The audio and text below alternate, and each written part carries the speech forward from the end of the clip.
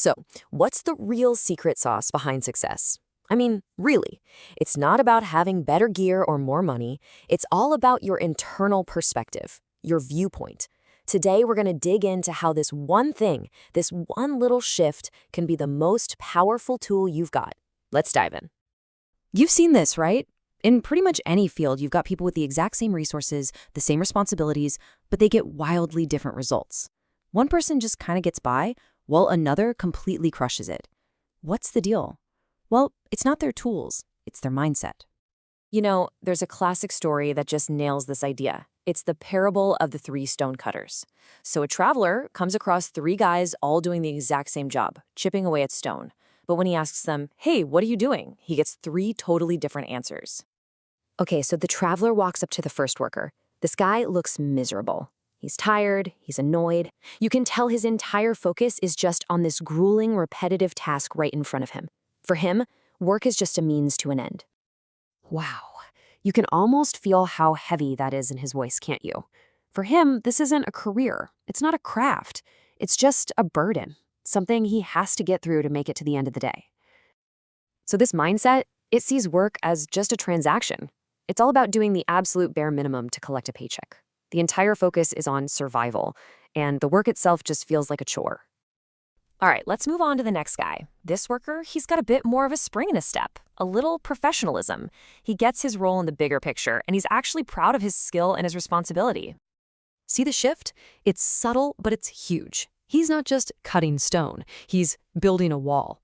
He sees the immediate result of what he's doing, and he's proud of his craftsmanship. His whole focus is on doing a good job. This is what you might call the competitor's mindset. The focus here is on individual achievement, doing the task well enough to get some recognition, maybe a promotion. The effort is there, for sure, but it's driven by wanting to get ahead personally, not necessarily to lift up the whole project. And then the traveler comes to the third stonecutter, and this guy is just different. He's actually smiling. There's a light in his eyes. He has a perspective that the other two can't even begin to imagine. Whoa, now that's an answer.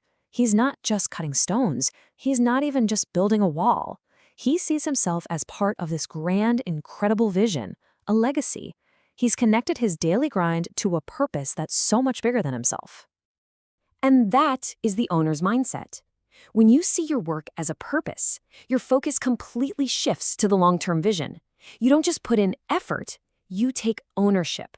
And this is the mindset that creates those extraordinary results because every single action is fueled by real meaning. So this story, it just perfectly sets up the main idea for today, which we're going to call the Viewpoint Challenge. It's basically the gap between seeing your job as just cutting stones and seeing it as building a cathedral. To put it really simply, the Viewpoint Challenge is this. Your results are not a product of the market or your competition or the tools you have. Nope. They are a direct reflection of the size of your internal viewpoint. So think about it. If your sales are dragging or a project is just stuck in the mud, the first place to look isn't your spreadsheet or your strategy, it's your perspective. Are you just focused on the transaction or are you building that cathedral? Let's just put these side by side. A limited viewpoint, the one focused on survival, well, that leads to short-term, kind of desperate tactics. We're talking pushy sales, endless discount wars, and the result? Limited sales. But a big viewpoint focused on legacy and purpose, that inspires real innovation and builds deep customer loyalty. The result? Big sustainable sales. Okay, so the big question is, how do you get there? How do you actually start to cultivate this bigger perspective?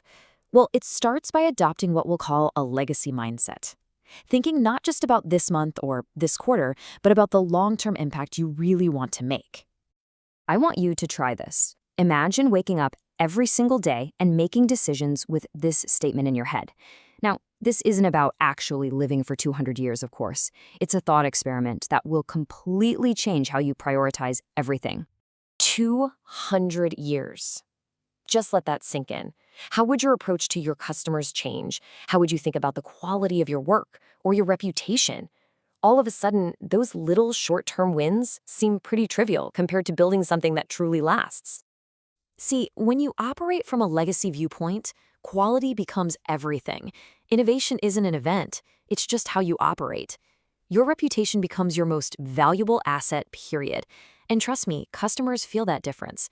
They are drawn to businesses that are built for the long haul. So this all sounds awesome, but how do you actually do it? Right?